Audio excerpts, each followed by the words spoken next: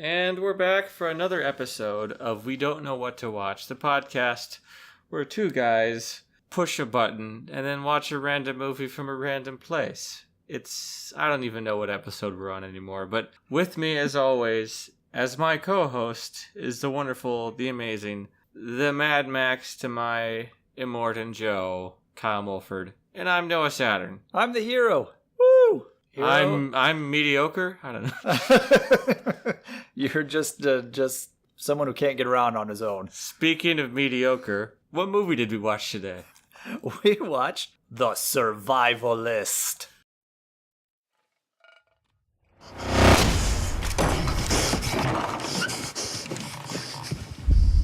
Would you be able to spare some of your crop? There's more than enough. That's what they all thought. We can offer something in exchange. From 2015 or 2017, depending on where you look at it. I looked that up, and it was in a bunch of film festivals, basically, in 2015. And then it came out in UK and Norway. This is according to IMDb. It came out in UK and Norway in 2016. And then finally at IFC Midnight opened it up in the US in 2017, but only in New York. So I guess it was just kind of an under-the-radar thing that eventually ended up on Netflix. Netflix probably just was like, I wonder if they have a deal with IFC Midnight or something. Maybe. I mean, I'm sure as far as like digital distribution, Netflix is, I guess, a cheap way to do it. Yeah. I'm sure probably, well, they're probably going to pay you to pick it up. So they pick up a lot of these movies and whatnot for not a lot of money, I'm sure. Yeah, I bet. I mean, why not put your movie on Netflix? People are going to see it. Exactly. Or at least they may not see it, but they'll have access to it. And sometimes that's half the battle. Exactly. So what's your snowball pitch, if you will, for Survivalist? Okay, we'll take a generic post-apocalypse story and then take out all the interesting parts where it's just a lot of farming and breathing. And nudity. And there's no talking until 17 minutes in. Oh, you counted? No, I actually saw that somewhere when I was like researching the movie online. That was one of the notes there. I was really hoping that there would be a Wilson or a Wilson type character or just someone to talk to if they're an inanimate object. Well, yeah, because we open up with a guy like burying a body. That's how we open the movie, and setting traps, and then playing around on his farmland. And can you imagine if this turned into like a Swiss Army Man halfway through? With a farting corpse. Yes. That would have made it a little more interesting. Say what you will about Swiss Army Man. That movie is nothing if not unique. He uses a Bible to light a fire. I thought that was going to be some sort of like significance, but no, it was just he had a Bible and he needed to light a fire. So paper. It was paper. I didn't even notice it was a Bible. And then he's farming. He gets rainwater for a bath. And I thought it was kind of cool when he made the fuel for his lamp. I was like, is that really how you do that? I don't know. Maybe it is. I'm assuming that there's some sort of research to that and they didn't just make that up for the movie. So, but yeah, it was like putting like the bark of a tree in a coffee can and then putting it into the ground under a fire or something. Did you miss that part? I assume it's just like the part in Waterworld where like he pees into this thing and then it goes through this whole filtration system and he drinks it again. Yes, exactly. Yep, and just like Waterworld, this movie had a huge budget. It went over budget and was just this incredible studio disaster. But then ended up as or it didn't have a budget at all. And then it, just like Waterworld, it got like a theme park show at Universal Studios that lasted way too long. And then there was even a crappy board game. Was there a Waterworld board game? Yeah, it's not great, but I mean the ship piece for like the bad guys, whatever they were called, is actually really funny because it's like 3 times the size of anything else. I will tell you another thing that I learned from this movie is that to make your plants grow, you need to masturbate into them. And we learned that at the beginning of the movie. And we get a close-up point of view shot of said masturbation. So that was interesting. That was weird. It was very weird. I was like, I'm not sure that we had to like actually see him doing it. I was like, but so, you know, you learn. And so we have like a long time of him just wandering around his little farm in this. We never learn anything about like what happened other than there's like a decrease in the world population. There's a little chart for the opening credits where it said something about oil Yeah, and oil population. production and population. And then they both like go up, and then somehow they both go down. and then population just like plummets and So it's a generic-ageddon. It doesn't matter what happened. It just happened. Generageddon. Generic-ageddon. Yeah, there we go. We've coined a new term for these post-apocalyptic blah movies. Generageddon. Yes. So I think that I saw that it was like 17 minutes in. This movie's not even that long either. It's an hour 45, but it feels like 3 hours.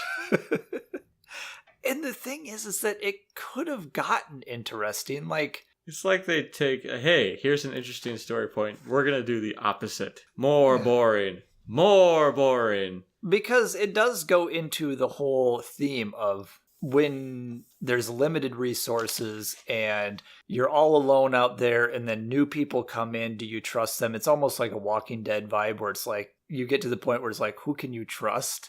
Coral. Coral. I don't trust Coral. That kid's an idiot. He got better in later seasons, and then he died at one point. I don't know. I stopped watching that show after I go in and out on that show. Like, I go in, binge a whole season, and sometimes leave. But for, like, the first, like, 7 seasons, I would watch that show religiously. I would catch it as it aired. I think I every time. finished on season 6, and I haven't been past that yet. So I finished on Negan bashing, what's-his-face, Glenn at the end of... Yeah. Spoilers for 2 seasons ago, 3 seasons ago. They're on season 9 now. If I Oh, okay, correctly. so like spoilers for about 2 or 3 seasons ago.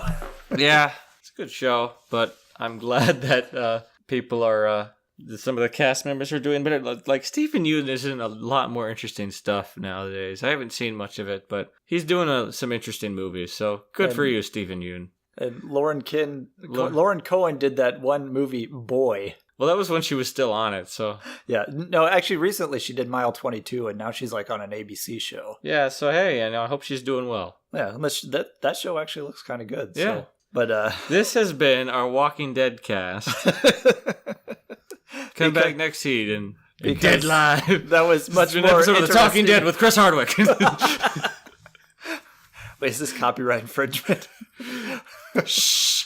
We need to keep both of our subscribers. Because Chris Hardwick is one of our listeners. Oh, man. So I suppose we better get back to Survivalist. And by the way, he's credited on IMDb as Survivalist. We never actually learned his name in this movie. In this case, we're just going to call him Steve. Steve the Survivalist. Survivor Steve. Survivor Steve? You think he would do well on the show Survivor? Maybe. He's very, he knew what he was doing out there. And He's pretty quiet, but then at the same time, he's got great hair. Yes, he does. His hair always looked greght. Post-apocalyptic hair is It's pretty good. It's pretty good in this movie. Have you ever seen some of those? I think I've heard the term handsome apocalypse, where like it's a post-apocalyptic society, but everyone looks great. So if we go back to the example of The Walking Dead, it's when it's the hot in the middle of summer, people look like they've been outside all day and they're not. Yeah. And it's in the hot summer. But like in a handsome apocalypse with something like The Maze Runner, everyone looks great. The women's hair is all like just like perfectly and pulled even back. Everyone looks great, perfectly made up. So yeah. Where'd you get the makeup and the hairstylist? I don't know, but they look great. Handsome apocalypse. There should be more of those. Well, a lot of them are that. So. So I just want to point out. So we're still like we're still in the first 15 minutes of this movie. Oh boy! But I still want to point out. One of my early notes was, "Is he secretly the Unabomber?" Because that would be a great twist. That'd be like your Village twist, where it's like the surrounding around him is actually like just normal culture, normal society. Yeah, he's just some back to the lander weirdo. Get off my lawn. Dude, you're in my backyard. Get out of here. This is my property. Son, I told you to move out when you got a job. So he's out planting, and then a mother and daughter come, and I like right away, they come in, and he's got all these plants. It's post-apocalyptic. And the first thing that they pull out is jewelry. Like they want to trade for his crops. And I'm going, in what world, like where are you living that jewelry is going to do anything for you? I don't know. Maybe it worked for some other people. Some suppose. other apocalypse movie. Maybe that's the new currency. I don't know. Maybe it worked in Solar Babies. I don't know. But then she said something about giving him some legumes for some crops. So apparently the legumes will help your crops grow faster or something, or grow better. Maybe it's like a miracle grow. They gave her offering him seeds, so that's probably like a maybe there were certain varieties of seeds that are meant to grow well, or I don't know. And when none of that works, then the mother offers up the daughter for sex. So him being a man, he finally caved. Oh boy. Yeah, another. Well, and then so here how my notes go from that scene, because it's kind of awkward. Then she's. It really is. It's like nudity. Oh no! Don't go there. Don't watch this with your kids. Pause. Oh, they cut away from it. Oh thank goodness. Well, the mom just says, "Don't come inside of her. Good night." And then he locks her in the back room so that they can have the privacy of the front room. That's very thoughtful. It was, so yeah, the mom's name is like something. Daughter's name is Mia. The daughter's name is Mia. It's Milja, and it's actually played by an actress named Mia Goth, Mia. So we'll just say Mia. Mia. And then the mother is Catherine. The daughter's actually been in a few things recently. She was in Everest and A Cure for Wellness and the new Suspiria remake. Oh, good for her. And the mother had a small role in Mandy. Did you see Mandy? I did not see Mandy. People love that movie. It was so... It's got the Cage, man. I know, and it's Cage going crazy, and yet somehow they made that dull. Other than there's one scene where he's in the bathroom with a jar of whiskey, mumbling to himself, and just like, ah! And then he's like pouring the whiskey down his throat, and then he's pouring it on wounds, and then just screaming some more and just doing his Nick Cage thing. That's a great scene. All in all, that's an average weekend for you, Kyle. Yes, every weekend. Every weekend, you get up like Saturday, like 10:30 in the morning. All my wounds from the week, I just pour whiskey on them, and then I drink some whiskey. Yep. At least hope it's good whiskey. This movie needed some whiskey. Something. So they have sex, and first he's got like a gun pointed at him the whole time that they're there, so he's being very, very cautious. His shotgun, he's got a shotgun, which might as well be like the fourth build character in this film. His shotgun. And then this was a real kicker here. The next morning, he asks them to leave, and she walks over to the basin where he gets his rainwater into, and then she picks up a razor. So he runs over and like grabs her and throws her against the wall, and she's like, "Oh, I need to give you a shave," and so he just lets her shave him. Is like, "Oh, she shaved my beard and I look nice, so I guess they can stay." Well, don't forget, while she had while the shotgun was pointed at her stomach the whole time. Yeah, he's got the just shotgun so to her, like, and she's got a razor at his neck. So I think they're at a stalemate. I guess so that way the plot doesn't go full Sweeney Todd. Yeah, I think they were trying to build tension there with like, oh, she's got a razor. Is she gonna cut his throat? Or I don't know. It didn't work for me. Not a lot of this movie worked for me. The tension just wasn't. Except for one scene later, it kind of worked. Wasn't there. They stick around, and then they realize. I guess the mother realizes when they're out in the garden that he actually doesn't have shells in his shotgun. They're in his front pocket, and he's got like 2 shells. Because I think they rummage around. While he's outside with the daughter, the mom is rummaging around and can't find him, and then she realizes, oh, that bulge in his pants is actually 2 shotgun shells. He's not actually happy to see me? No. Actually pointing a shotgun at her, he really isn't happy to see her. Oh, boy. This is what we're left with. This episode is going to be Tangent City. It kind of is. We hope you enjoy your stay in Tangent City. I was like watching this movie, I wasn't wowed by it, but I was okay. But the more I talk about it, the more just ridiculous it was. Yeah, okay. So I guess we keep moving on. They're establishing relationships, and then they're Stuff gonna happens. they're gonna get the shell out of his pocket, and then the daughter gets Do stuff. the shells out, and then she's by a stream, and this is when the mom is gonna go and kill him. And then right when that happens, she screams at the stream. So like we got more tension of the mom about to kill him. Although So they don't. it's not filmed with any tension.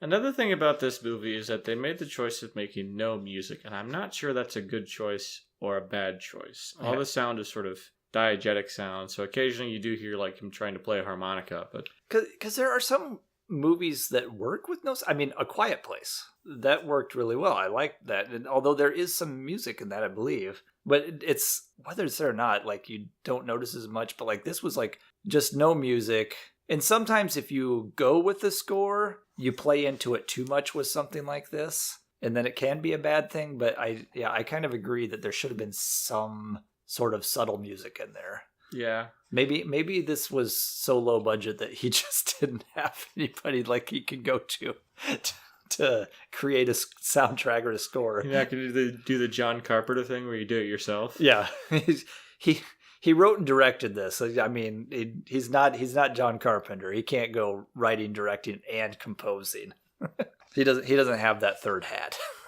But anyway, the girl gets kidnapped at the stream, and since he didn't have a name in the movie, I just kept writing down "dude" in my notes. So the dude went out.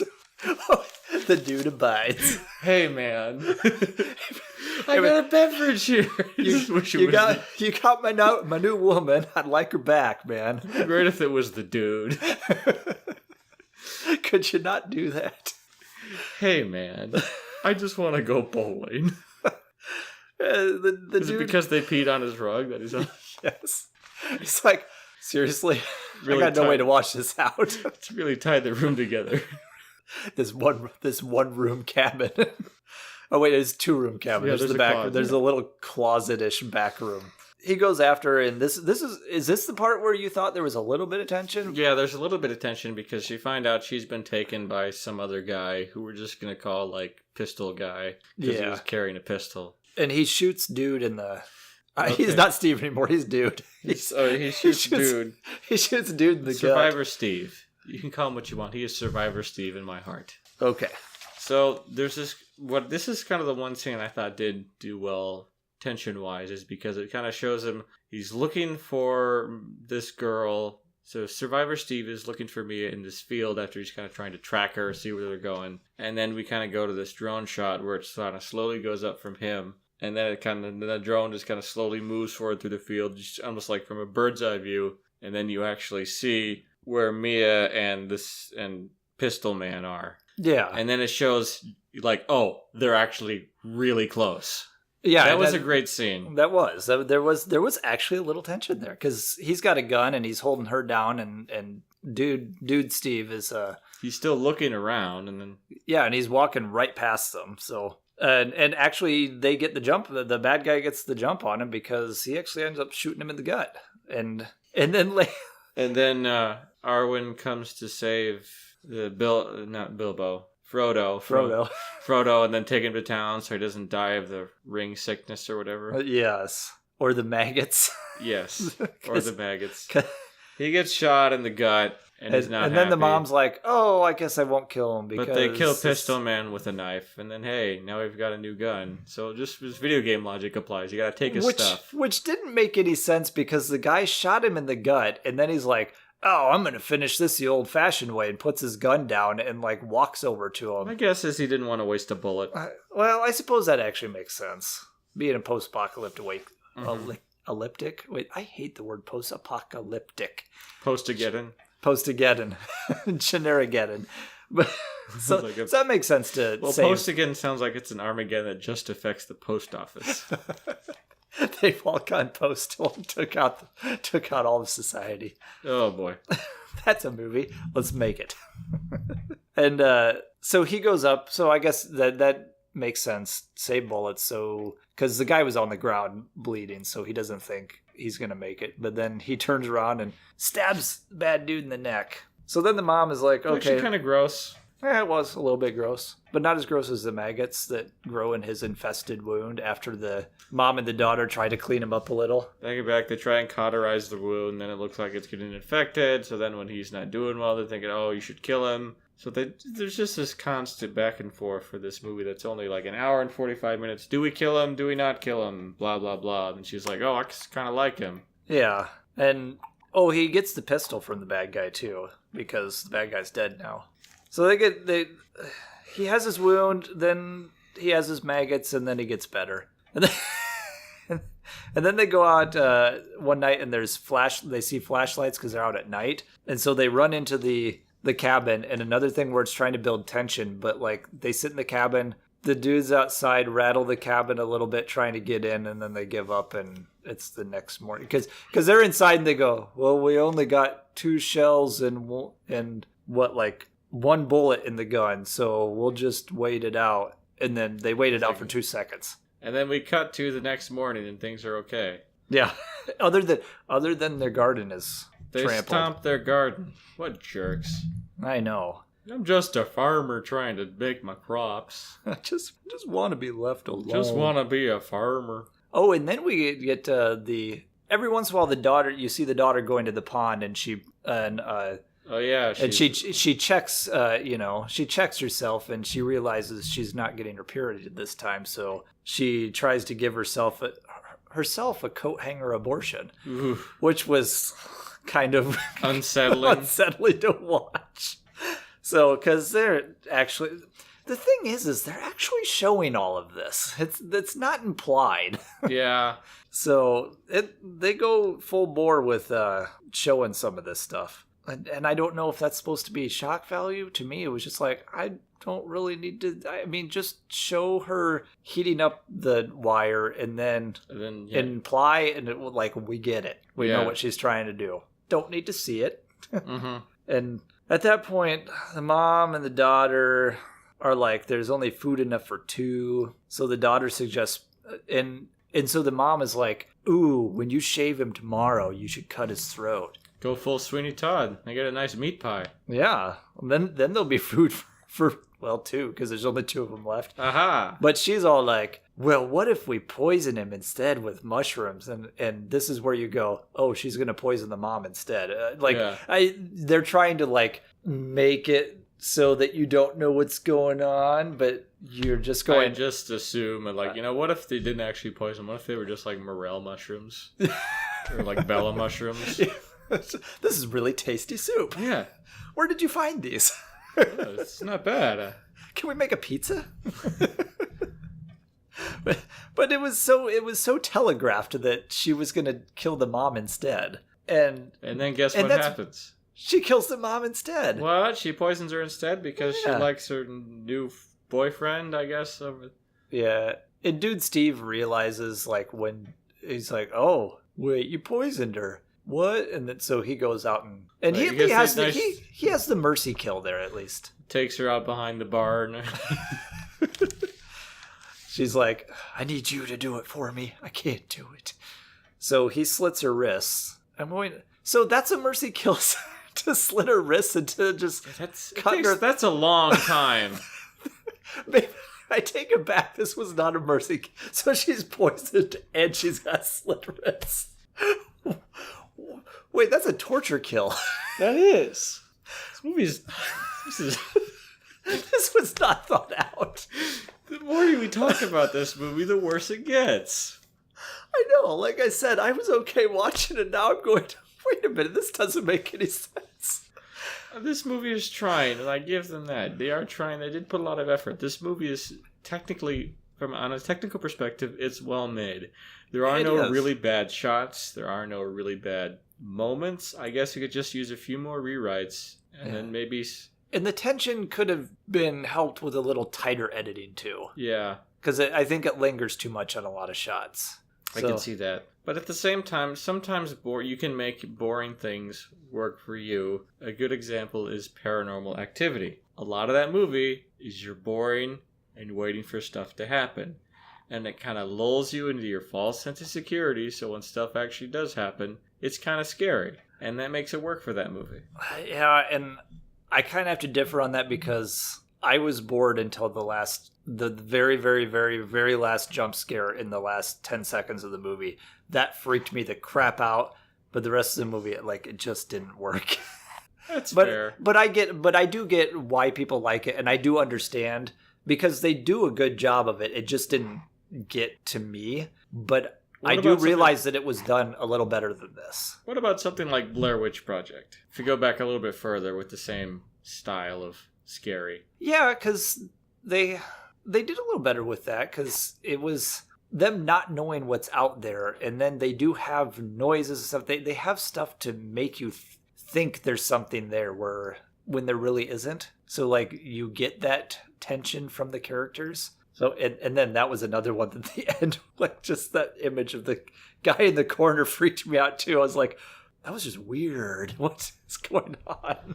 I know the more recent Blair Witch movie where I think this one was just called Blair Witch. A lot of people didn't like it. I actually liked that movie. I thought that was decent. I thought the climax was really good where they got this like super old camera and then they had to, try and sort of avoid from looking at the Blair Witch and all this crazy stuff that was happening at the end. And then all that stuff inside the cabin or whatever at the end. Yeah, when it started going crazy. Yeah. No, that one was actually a decent movie. It was a solid movie. Yeah. So better than this movie.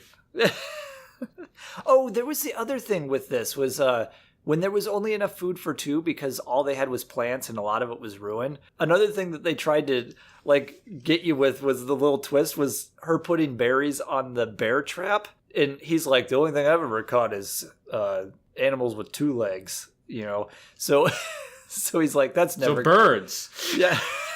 Yes, exactly.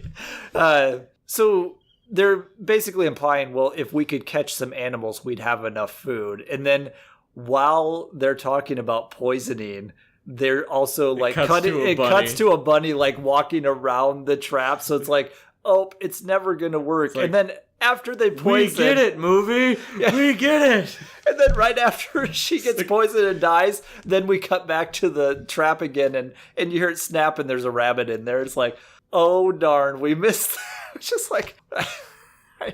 And it's so slowly paced that it just didn't work. It just kind of sits there. Yeah.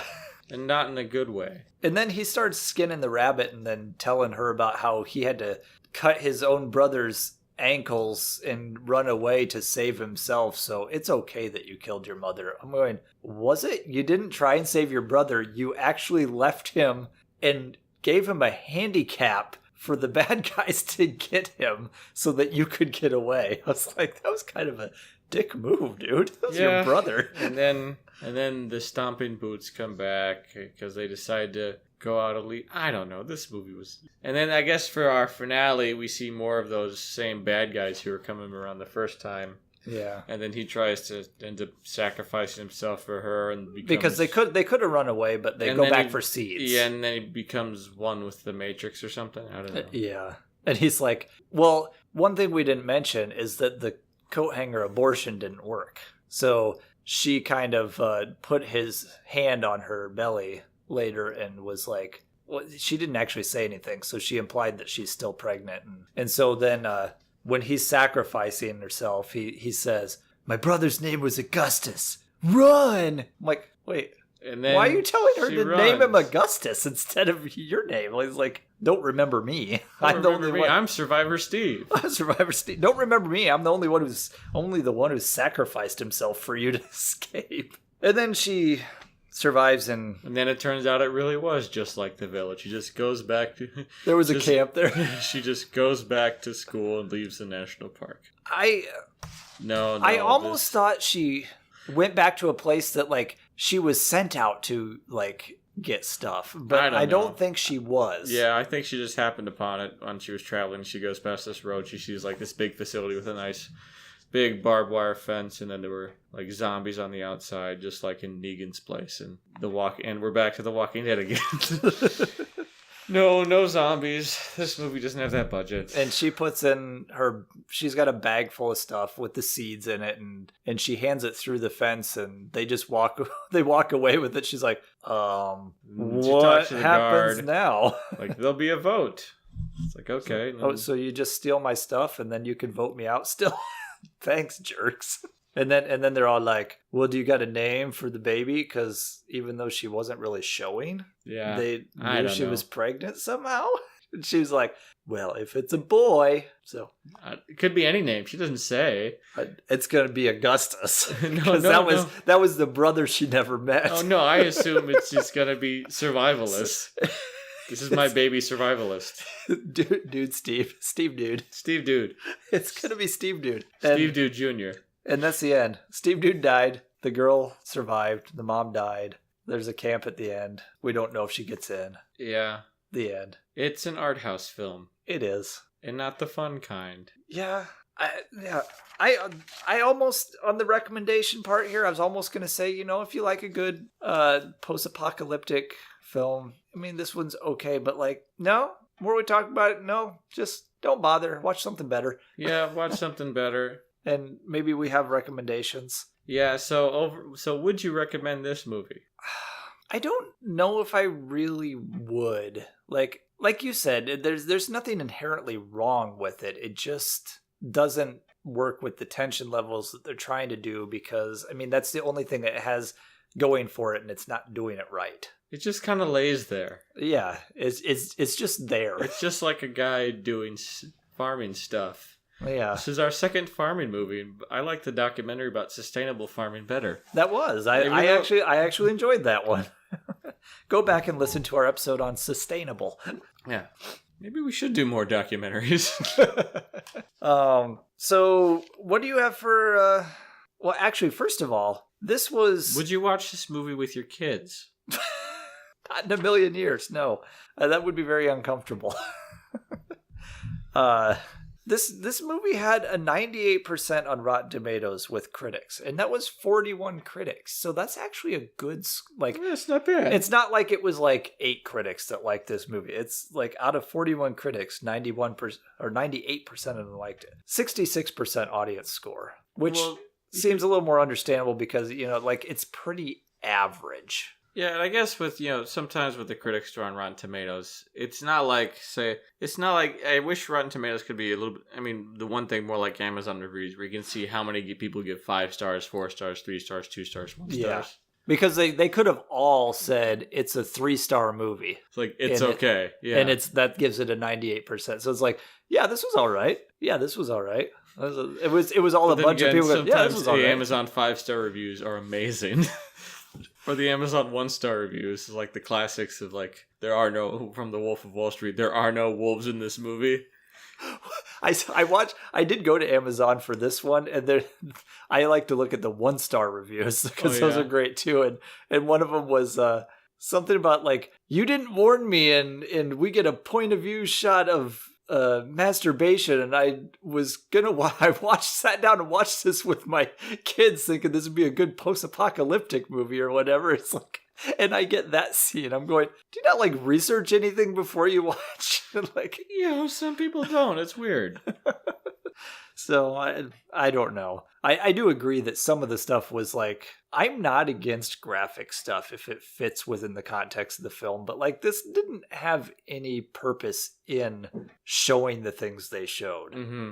It didn't add to it. It didn't give it anything extra. It was kind of there. It's let's just show this. Why? You can imply it. It's fine. Because you said show, don't tell. So we're going to show you everything. And then still not tell you anything because there's no dialogue. It's the perfect scheme. We figured it out. We cracked the code of this movie. Yes. So since we're let's move on from this and go to our... Was this movie better than Dead Time? Yes. You paused for a moment, and I wasn't sure. I was not sure.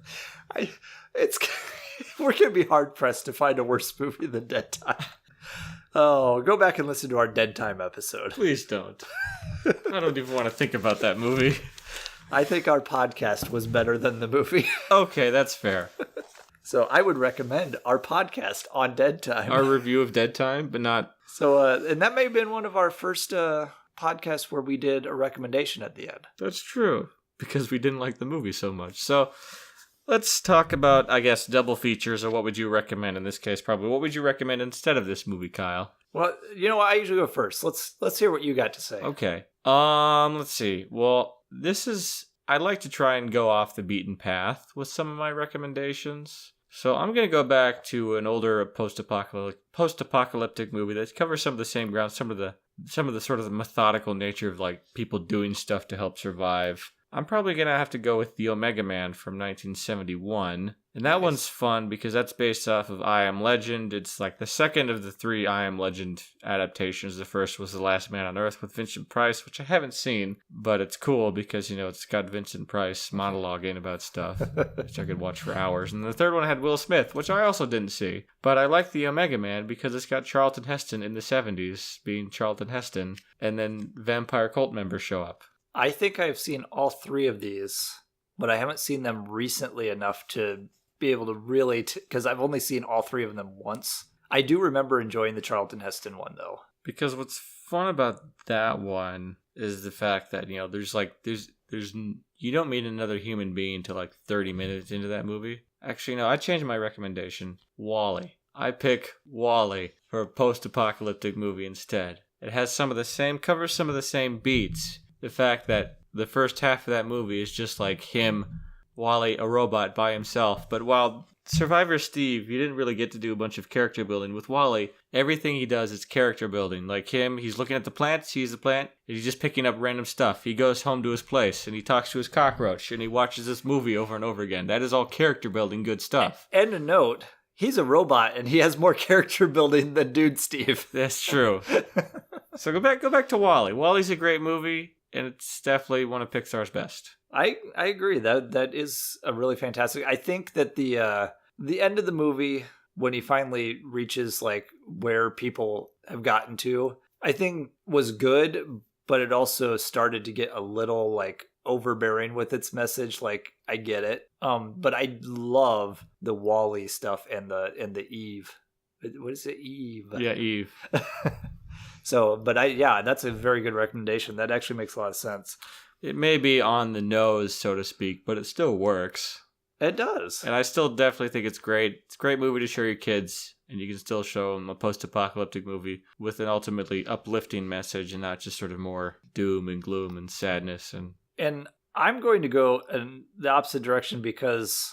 More doom and gloom and sadness? I'm going doom and gloom and sadness with post-apocalyptic, but I'm going with another one that came, this one came out in 2017, so when Survivalist came out in the US. And this actually didn't get as well received, but I think it was due to poor advertising. You didn't get what the advertising or the trailers promised, and that's It Comes at Night. And this is very similar themes to Survivalist, almost on point with Survivalist, except that it's a family instead of one dude surviving. And did you ever see this movie? I did not, although I know they had a dog. They did have a dog, and you never find out what it is that comes at night.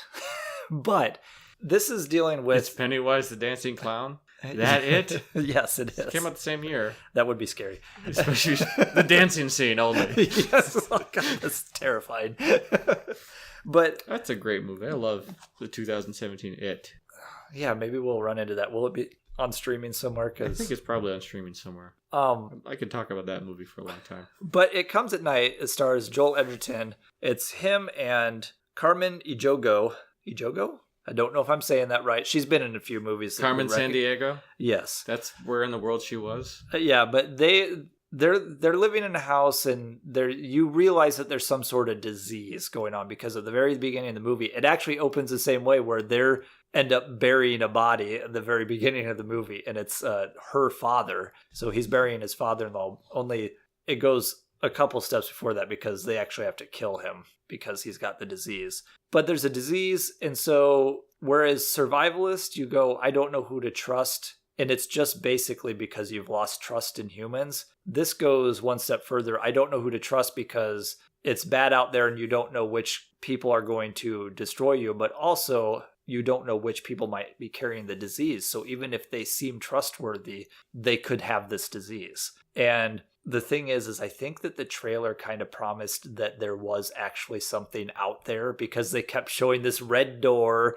and like noises outside, and you think there's going to be some sort of monster to this, and it's not a monster movie. It's about a disease and about dealing with that, and how do you survive this, and who can you bring in. And it does the same thing, because a man comes in and he's like, I just need some food and water. My family is back in another town. And so then you have this tension of, well, how do we know he's telling the truth about that? Who is he? Is he carrying the disease? And it does the tension really well, because they do actually have a score in this, and it's more tightly edited. And so when you do have tense scenes, it's got good camera work that's like, zooming in on this door while you see the kid like staring at the door and going back and forth. And there's just a lot of, I guess the tension is just done a lot better in this film. Maybe the real monster was the friends we made along the way. Yes. And it's not a happy ending by any means either. And then you're left going, well, like, you don't know if they're going to survive. You don't know if it was all worth it, because is this just going to wipe them out anyway? So it was just a question of like, what do you do when the world's gone to shit? And that's kind of what Survivalist was too. That's when you hook up with the apes and then it becomes the planet of the apes. Yeah. Okay. And then you find out it was Earth all along. You maniacs! They finally made a monkey out of me. Yes, we finally made a monkey. Yes, we finally made a monkey out of me. I love you, Dr. Zayas. Dr. Zayas, Dr. Zayas. Dr. Zayas. Sorry, there's our. I think that might be our last tangent for this recording. So I recommend It Comes at Night, and you recommend Wall-E and the Omega Man. Yes. There's your triple feature. There's a triple feature. That would be an interesting triple feature. It'd be a very interesting triple feature. But the question is, where do you put Wall-E? Because one of these things is not like the other. Maybe you put that at the end, because put it in the middle. It Comes at Night is very depressing ending. Omega Man can get a little like down too, but like it was in the 70s, so it doesn't like it's not as it's a different kind of down. It's a different kind of down, and then Wall-E is just kind of like a little more uplifting at the end. So maybe do it in that order, and then the Survivalist you can just keep on Netflix. Yeah, you can just keep on scrolling past. So we should go and find what our next movie will be. And what do you think we should do for a genre? I could do another musical. That's probably going to be happier than this. Okay, I know that when we've done musical with 90% or better, it was harder to come up with, but we'll check and see what it. Yeah, we'll try it. We'll spin at least once. Because sometimes it comes up with music documentaries. Except, wait, is this? You didn't adjust the Rotten Tomatoes score, so. Oh, that might be bad. Yeah. So let's do. How about let's bring it down to like 70. Curious to see where we'll go from there. And spinning.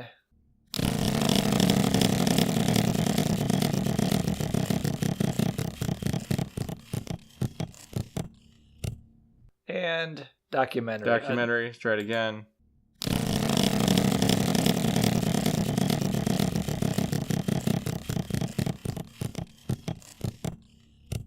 Documentary.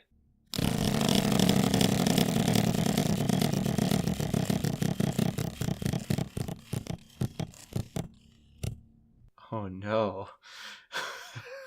Oh no. What the? Should we do it?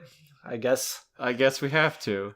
Well, you know what's funny is I think I own this movie. Really? And I've never watched it. This is the 1934 Babes in Toyland. With It might be Laurel and Hardy. Yeah, I believe it is Laurel and Hardy. Let's click more info. I want to see more. Ollie D and Stanley Dumb tried to borrow money from their employer, the toy maker, to pay off the mortgage on Mother Peep's shoe and keep it and Little Bo Peep from the clutches of the evil Barnaby. When that fails, they trick Barnaby into marrying Stanley Dumb instead of Bo Peep. Enraged, Barnaby unleashes the boogeymen from their caverns to destroy Toyland. Huh. So this is, I like how the cover calls it March of the Wooden Soldiers. But yeah, 1934, Babes in Toyland. 100% on Rotten Tomatoes. Tags Holiday and Toy. So there you go. You can find it on Prime Video. And so that is it for today. And so until next time, farming. Don't trust anybody. Anybody, not even yourself.